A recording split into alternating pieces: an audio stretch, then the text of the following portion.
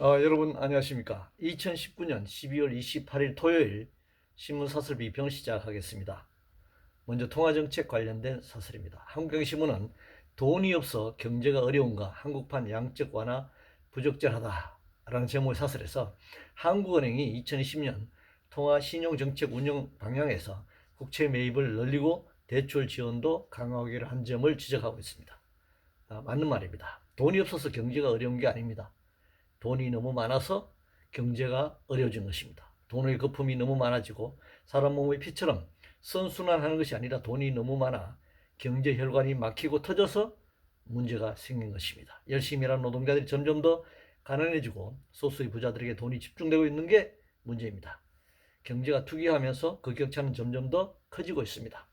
빈부격차뿐만 아니라 사회적 빈곤, 타살, 자살과 산재 사망은 사회적 타살이라고 할 수 있습니다.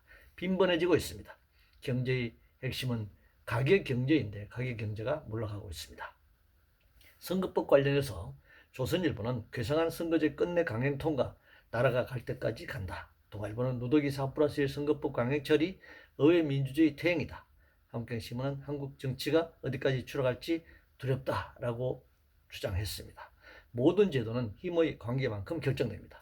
그런데 정부가 왜곡되거나 차단되어 있을 경우 제도 개선에 대한 생각을 할 수 없고 기존 제도에 순응하게 마련입니다. 이번 연동형 비례대표제는 선거민주주의 대표성을 제대로 반영해보자는 취지에서 만들어졌지만 그 효과는 미미합니다. 더 큰 문제는 정치개혁을 이룰 수 있는 조건과는 거리가 멀다는 점입니다. 부패한 지역구 국회의원 선출 제도를 혁파할 전면 비례대표제로 나가야 할 것입니다.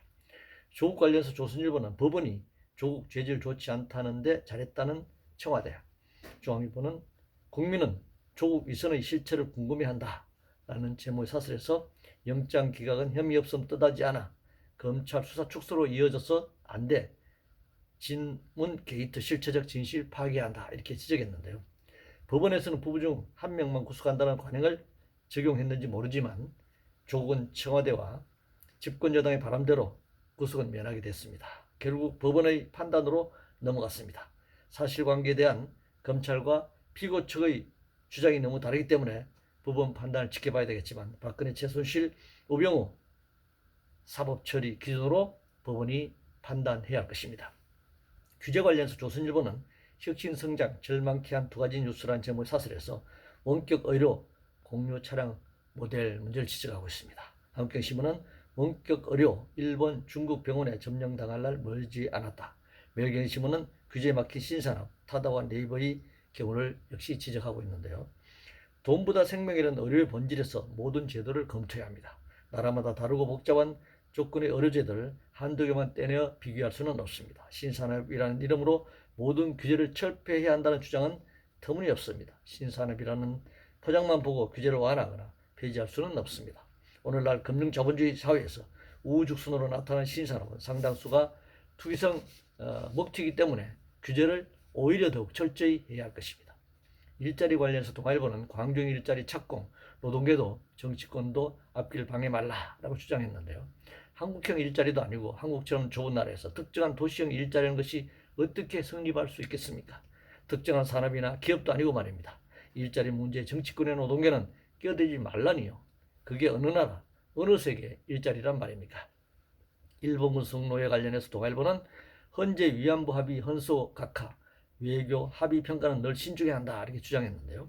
외교 합의가 무슨 경전의 교리라도 되는 겁니까? 잘못된 합의를 왜 신중하게 평가해야 한다는 것입니까? 피해 당사자의 동의도 없고 특히 반역사적인 합의를 평가하고 폐기시키는 일은 반드시 해야 할 일입니다. 매일경제신문은 결국 현실된 인구 증가율 제로의 충격이라는 제목의 사설에서 출산과 육아, 거주 취업 등 모든 문제에서 청년들이 체감할 수 있는 정책들이 나와야 한다 주장했습니다.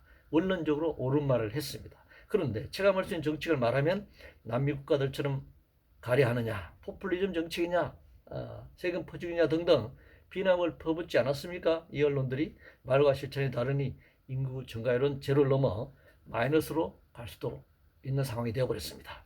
관광객 관련해서 매일경제신문은 외국인 관광객 사상 최대, 중국만 쳐다보는 천수답 탈피가 과제다라는 제목의 사설에서 올해 우리를 찾아온 외국인 관광객이 26일 현재 1,725만 명이다. 한국을 사고력 관광지가 아니라 고품격 방문국으로 인식시켜 관광을 고부가 가치 산업으로 키워야 한다 이렇게 주장했는데요. 관광을 단지 산업이나 경제 측면에서만 바라봐서는 안 될 것입니다. 문화적 교류, 인류 공통적 가치를 향유하는 외교 활동으로 봐야 할지도 모르겠습니다. 우리나라에 들어오는 관광객뿐만 아니라 해외로 나가는 관광 역시 마찬가지입니다. 대규모 소비, 환경 파괴, 항공연료 소비로 인한 미세먼지 발생 등 관광객 수가 마냥 늘어나는 것만 바라볼 수 없습니다. 평생 해외 관광을 한 번도 가지 못하는 사람들도 존재합니다. 소위 관광 빈곤층이 존재하는 것입니다. 이들에게 복지 차원에서도 지원해야 할 필요가 있을 것입니다. 이상으로 2019년 12월 28일 토요일 신문사설 비평을 모두 마치겠습니다.